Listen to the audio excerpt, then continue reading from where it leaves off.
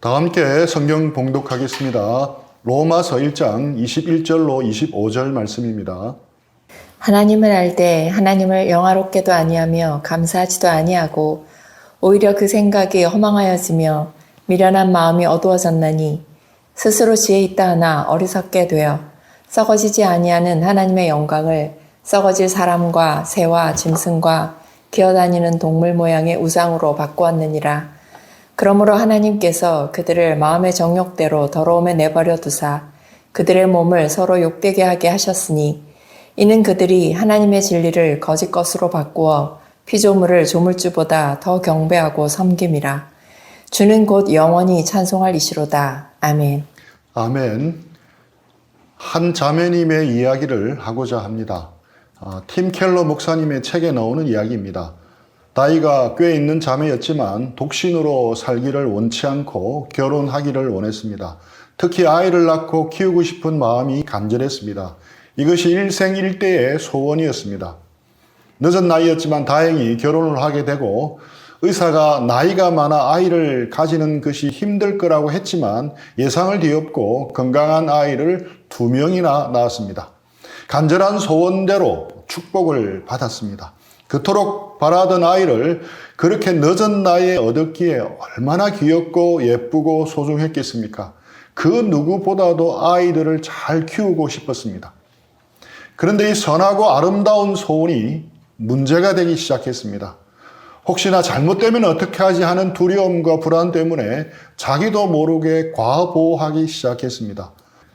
자기가 그리고 있던 완벽한 자녀로 만들어가기 위해 아이들을 시시콜콜 다 통제하기 시작했습니다. 자신의 인생보다 아이들이 더 소중하기에 자신의 모든 것을 아이들을 위해서 다 쏟아 부었습니다. 어떻게 되었겠습니까? 해피엔딩이면 얼마나 좋겠습니까? 이 지나친 욕심이 불행을 초래하고 맙니다. 큰아이는 학교 생활에 적응을 못했고 심각한 정서장애를 보였습니다. 둘째 아이는 어느 순간부터 마음에 가득한 분노를 쏟아내면서 폭발하기 시작했습니다. 자녀를 잘 키워보겠다는 선한 소원이 일정 범위를 넘어서자 오히려 자녀들을 불행하게 만들었던 것입니다. 그리고 무엇보다도 자신까지도 불행하게 만들어 버렸습니다. 한 사람이 가지고 있는 인생 최고의 꿈과 인생 최대의 소원이 자칫하면 욕심이 됩니다. 더 나아가 집착과 욕망으로 변질되어 서서히 우상으로 발전합니다. 그리고 결국에는 불행으로 끝이 납니다. 마치 선한 스미골이 차츰차츰 골룸으로 변하듯 말입니다. 이처럼 마음에 가득 찬 꿈과 소원이 때로는 독이 될 수 있다는 것을 우리는 명심해야 합니다. 그렇다면 우리 마음에 있는 강렬한 소원, 간절한 꿈을 이루는 것은 분명 축복인데 이것이 오히려 재앙으로 바뀌는 일이 왜 벌어지겠습니까? 로마서 1장에 답이 있습니다.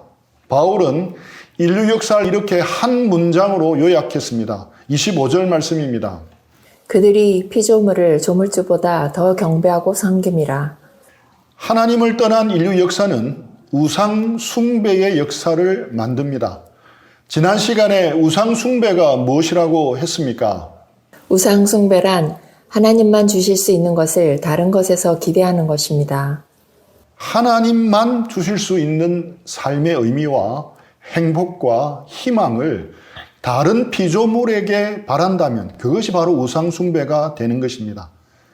그리고 우상이 우리에게 주겠다고 약속한 것은 empty promises, 빈 깡통 약속임을 기억해야 합니다. 자녀의 삶을 그토록 피폐하게 만든 그 자매님의 문제는 무엇이었겠습니까? 자녀를 너무 많이 사랑한 것이 문제였겠습니까? 정확히 짚으면 하나님보다 자녀를 더 사랑한 것이 문제였습니다. 그 결과 그 자매님이 만들어 놓은 신인 2아이는 엄마의 과중한 기대에 짓눌리고 있었던 것입니다. 이 자매님의 문제뿐만 아니라 크리스찬이 가지고 있는 수많은 죄와 문제들은 한결같이 한 가지 동일한 패턴을 가집니다. 무엇이겠습니까? 바로 우상 숭배입니다. 오늘은 아브라함의 인생 스토리를 되짚어 보면서 우리 마음에 있는 간절한 꿈, 간절한 소원이 어떻게 우상이 되어 가는지를 살펴보고자 합니다. 또한 하나님께서 어떻게 그것을 다루시는지도 살펴보기를 원합니다. 먼저 아브라함의 경우입니다. 만약 성경에 나오는 아브라함 스토리를 TV 인간극장으로 만든다면 제목을 어떻게 뽑을 수 있겠습니까? 인간극장, 아브라함 우상 버리기로 하면 좋을 듯 합니다. 아브라함의 이야기는 어떻게 우상을 벗어버리고 온전히 하나님만 사랑하는 사람이 되는지의 과정을 보여주는 리얼 다큐와 같다고 할 수 있습니다. 아브라함이 태어나고 자란 곳은 갈대아 우르입니다. 갈대아 우르는 우상 숭배가 가득한 땅이었습니다. 그래서 하나님은 그곳을 떠나라고 말씀하십니다. 힘든 일이었지만 아브라함은 순종하여 고향과 친척과 아버지 집에 있는 갈대아 우르를 떠납니다.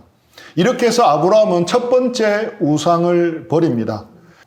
그 결과 신전에 크다랗게 세워놓은 우상에서는 벗어나게 됩니다. 눈에 보이는 가시적인 우상에서는 벗어난 것입니다. 이 과정이 끝나자 다음 단계로 넘어갑니다. 다음 단계는 비가시적인 우상에서 벗어나는 과정입니다. 외부가 아니라 아브라함 마음속에 있는 우상을 깨닫고 버리는 과정입니다. 사실 아브라함은 남부럽지 않은 삶을 살았습니다. 318명의 사병을 거느릴 정도로 많은 식소들과 가축을 거느린 부유한 족장이었습니다. 아름다운 아내도 있었습니다. 평생 자신을 잘 따르고 신뢰할 수 있는 종도 있었습니다. 이것을 통해 유추할 수 있는 것은 아브라함에게 함께하는 사람들의 지지를 얻어내는 리더십도 있었다는 것입니다. 얼핏 보기에는 다 갖춘 사람 같았습니다. 하지만 그에게는 한 가지 결핍이 있었습니다. 바로 자녀입니다. 대를 이을 자녀가 없었습니다. 지금과는 판이하게 당시 고대 사회에서는 이것은 심각한 결핍이고 문제였습니다. 그래서 아브라함은 자신의 대를 이어갈 아들을 간절히 원했습니다. 아들을 얻는 것은 아브라함에게 가장 오래되고 간절한 수건이었습니다. 창세기 15장 1절입니다. 이후에 여호와의 말씀이 환상 중에 아브라함에게 임하여 이르시되 아브라함아 두려워하지 말라 나는 내 방패요 너의 지극히 큰 상급이니라. 이 후회가 언제입니까? 4대5로 큰 전쟁이 벌어집니다. 이론적으로 보면 네 국가가 5국가를 이기기 힘들지만 결과는 달랐습니다. 그돌라오멜 왕을 포함한 4개 국가 연합군이 소돔 왕 고모라 왕을 포함한 5국가 연합군을 대파해 버립니다. 막강한 군사력으로 전쟁에서 이긴 4개국 연합군은 그 지역에 살던 아브라함의 조카 롯과 롯의 가족과 재산을 전리품으로 잡아갑니다. 이 소식을 들은 삼촌 아브라함은 조카를 위해서 집에서 기른 자신의 사병 318명을 데리고 기습 공격을 감행합니다. 승리에 도취되어서 방어가 허술한 틈을 타서 잡혀간 롯과 롯의 가족들을 구출해 옵니다. 인질 구출 작전에 성공한 것입니다. 하지만 기습 구출 작전에 성공한 것이지 전쟁에서 이긴 것은 아니었습니다. 막강한 군사력으로 전면적으로 보복해오면 꼼짝없이 당할 수밖에 없는 절체절명의 위기였습니다. 이 후회란 바로 그런 후입니다. 그때 주님이 아브라함에게 두려워하지 말라. 나는 내 방패요. 너의 지극히 큰 상급이다. 라고 말씀합니다. 이것을 풀어서 설명하면 이런 말이 됩니다. 내가 너의 방패다. 나를 믿어라. 내가 너를 보호해 주겠다. 내가 너의 상급이다. 너에게 나 자신을 주겠다. 내가 주는 선물에만 마음을 빼앗기지 말라. 내가 주는 선물이 내가 주는 진짜 복이 아니다. 내가 주는 진짜 복은 바로 나 자신이다. 내가 너에게 바로 진짜 선물이다. 이 세상 그 어떤 것이 가져다 줄 수 없는 것을 나는 너에게 줄 것이다. 가짜에 속지 마라. 내가 바로 너의 진짜 상급이다 라고 말씀하시는 것입니다. 그때 아브라함은 뭐라고 반응합니까? 15장 2절 3절입니다. 아브라함이 이르되 주 여호와여 무엇을 내게 주시려 하나이까? 나는 자식이 없사오니 나의 상속자는 이 다메섹 사람 엘리에셀이니이다. 아브라함이 또 이르되 주께서 내게 씨를 주지 아니하셨으니 내 집에서 길린 자가 내 상속자가 될 것이니이다. 하나님만이 나의 방패가 되시고 지극히 큰 상급이 되신다 라는 말씀에 아브라함은 아멘 하고 답을 하지 못합니다. 동의가 안 됐습니다. 특히 딱 한 글자의 동의가 안 되었습니다. 무슨 글자이겠습니까? 만입니다. 하나님만입니다. 그래서 아브라함은 자기식으로 이해를 해버립니다. 하나님도 나의 방패가 되시고 지극히 큰 상급이 되신다. 이렇게 이해한 것입니다.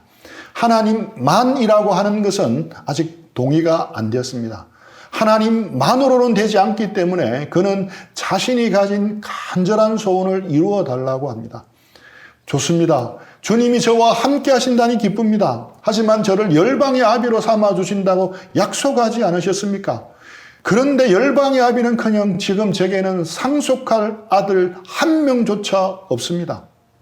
아브라함은 이루지 못한 꿈 때문에 마음이 답답했고 조급한 마음 때문에 불평이 새어나왔던 것이었습니다. 상속할 아들을 얻는 것이 자신에게는 더 큰 하나님의 상급이라고 여겼던 것입니다. 아들의 소식을 기다리고 기다리다 지친 아브라함은 아들을 얻기 위해 잘못된 선택을 합니다. 바로 여종 하갈을 취해 이스마엘을 낳는 것입니다. 하나님의 방법이 아닌 인간적인 방법을 선택한 것입니다. 이 선택이 어떤 결과를 가져왔습니까? 창세기 16장 16절, 17장 1절입니다. 하갈이 아브라함에게 이스마엘을 낳았을 때에 아브라함이 86세였더라. 아브라함이 99세 때에 여호와께서 아브라함에게 나타나서 그에게 이르시되 나는 전능한 하나님이라 너는 내 앞에서 행하여 완전하라. 성경상으로 보면 16장 마지막 절이 16절이기에 17장 1절과는 한 절밖에 차이가 나지 않습니다. 하지만 시간으로 볼 때는 14년 정도의 간격이 있습니다. 아브라함은 그 사건으로 인해 더 오래 기다려야 했습니다. 기나긴 기다림이 더 연장됩니다. 불임으로 고생하는 이 부부에게 기다리는 것이 더 큰 고통이었습니다. 기다리는 것이 고통이었지만 하나님은 이렇게 기다리게 하셨습니다. 이 기다리게 하는 것을 통해 하나님은 우리 속에 있는 꿈과 소원이 우상이 되지 않도록 만들어 가시는 것입니다. 아브라함은 계속 기다렸습니다. 그 덕분에 아브라함의 믿음이 많이 연단되어졌습니다. 마침내 그에게도 아들이 태어났습니다. 그토록 바라던 평생 소원이 이루어진 것입니다. 얼마나 기쁘고 즐거웠겠습니까? 아마 최원준 형제님이 자녀들이 너무 예뻐서 쪽쪽 빠는 것과 비교할 수 없을 정도로 아브라함은 이삭을 쪽쪽 빨면서 키웠을 것입니다. 얼마나 사랑스럽고 귀여웠겠습니까? 생각만 해도 흐뭇했을 것입니다. 100세가 된 할아버지 아브라함은 이삭을 금지옥엽처럼 키웠을 것입니다. 그런데 바로 그때 그런 아브라함에게 하나님은 청천벽력 같은 명령을 하십니다. 수십 년 전 갈대아 우르를 떠나라는 충격적인 명령과도 비교할 수 없을 정도였습니다. 멘붕이 왔습니다. 창세기 22장 2절입니다. 여호와께서 이르시되 내 아들 내 사랑하는 독자 이삭을 데리고 모리아 땅으로 가서 내가 내게 일러준 한 산 거기서 그를 번제로 드리라. 번제는 짐승을 죽여서 피를 모두 빼내고 살과 뼈를 고르게 잘라서 제단에 태워 바치는 제사입니다. 하나님은 아들 이삭을 번제로 드리라고 명령하셨습니다. 여기서 아브라함 마음 깊은 곳에 숨어있던 문제가 수면 위로 드러납니다. 하나님인가 아들 이삭인가? 그토록 기다린 것이 하나님의 영광을 위한 것인가? 아니면 오직 아들을 얻기 위해서인가? 오직 아들을 얻기 위해 하나님을 믿었던 것인가? 만약 그렇다면 하나님은 목적을 이루는 수단에 불과한 것이 되어버립니다. 하나님은 자신이 복을 얻기 위한 도구가 되는 것입니다. 아브라함이 하나님을 사랑했지만 하나님께서 주시는 복 때문이겠습니까? 아니면 하나님 그분 자체를 사랑했겠습니까? 자녀를 간절히 바라던 그 자매님은 마침내 임신하자 이제 자신이 평생 행복하게 살 줄을 알았습니다. 하지만 안타깝게도 그러지 못했습니다. 자녀를 간절히 기다리는 많은 부부는 자식만 낳으면 모든 문제가 해결될 거라고 믿지만 결코 그렇지 않습니다. 아브라함도 마찬가지입니다. 기다리고 기대했던 아들 이삭이 태어나고 무럭무럭 자라고 있으니 이제 아브라함의 인생은 최고 절정을 부과하게 됩니다.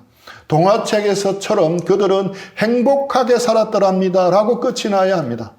그런데 그렇지 못합니다. 하나님은 아브라함에게 이 말씀을 하시면서 그냥 이삭이라 하지 않으셨습니다. 내 아들, 내 사랑하는 독자 이삭이라 부르셨습니다. 분명 하나님은 이삭이 아브라함의 전부였다는 것을 아셨습니다. 이삭을 향한 아브라함의 사랑이 집착을 넘어 숭배로 변하고 있었음을 아셨습니다.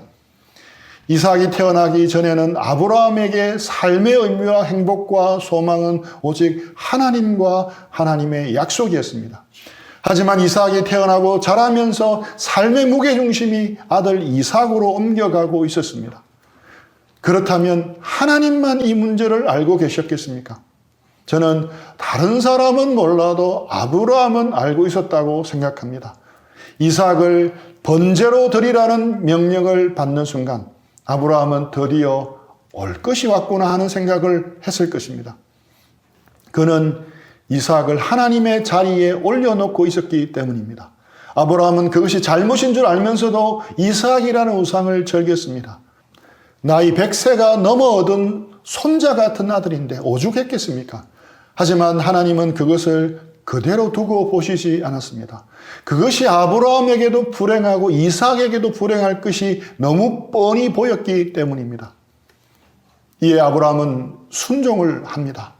모든 사람이 터무니없다고 해도 아브라함은 그 명령의 이유를 알았기에 순종합니다. 칼을 들어 사랑하는 아들의 목을 치려고 합니다. 사실 그것은 이삭의 목을 치려는 것이 아니었습니다.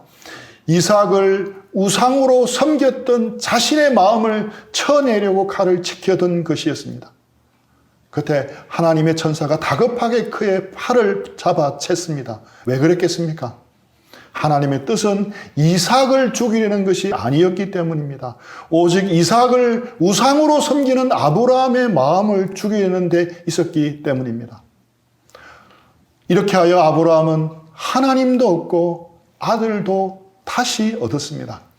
만일 아브라함이 끝까지 이삭을 우상으로 두고 살았다면 하나님도 잃고 이삭도 잃고 결국에는 자신마저도 잃었을 것입니다.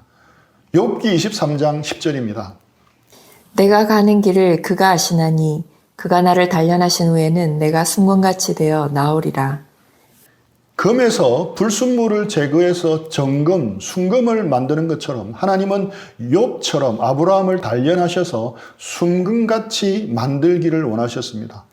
아브라함에게는 이삭이라는 불순물이 있었습니다. 그래서 하나님은 아브라함을 용광로에 넣으셨습니다. 우상을 온전히 버리고 오직 마음을 다하고 뜻을 다하고 힘을 다하여 하나님을 사랑하는 순금 같은 신앙이 되어 나오기를 원하셨습니다. 말씀에 순종하여 아들을 번제로 드릴 것을 선택할 것인가? 말씀에 불순종하여 아들을 지키는 것을 선택할 것인가? 하나님은 양자택일의 상황으로 몰고 가셨습니다. 이는 아브라함이 가진 사랑이 우상숭배로 변하고 있음을 드러내는 효과적인 방법이었습니다. 이 방법이 아니고서는 아브라함 스스로도 마음속을 알 수 없었던 것입니다.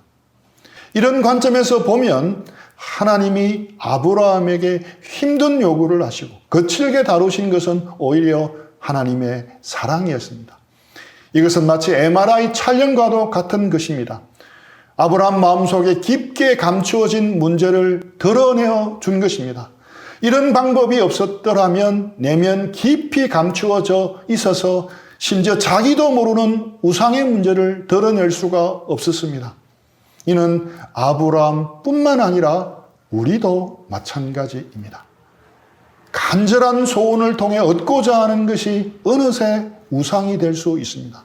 또 간절한 소원을 통해 이미 얻은 것을 가지고 있는 것도 얼마든지 우상이 될 수 있습니다. 그런데 이런 것은 평소에 잘 드러나지 않습니다.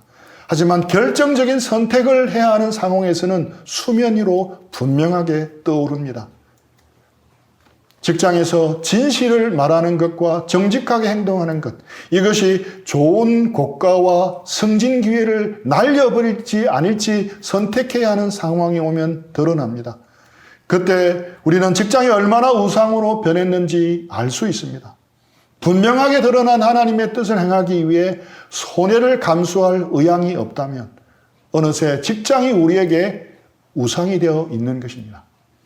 처음에 언급한 그 자매님이 어떻게 그녀의 이삭을 하나님께 드릴 수 있겠습니까? 자녀의 적성에 맞지 않는 온갖 활동과 학습을 강요하지 말아야 할 것입니다. 성적이 나쁘다고 자녀를 정서적으로 보라는 것도 그만두어야 할 것입니다.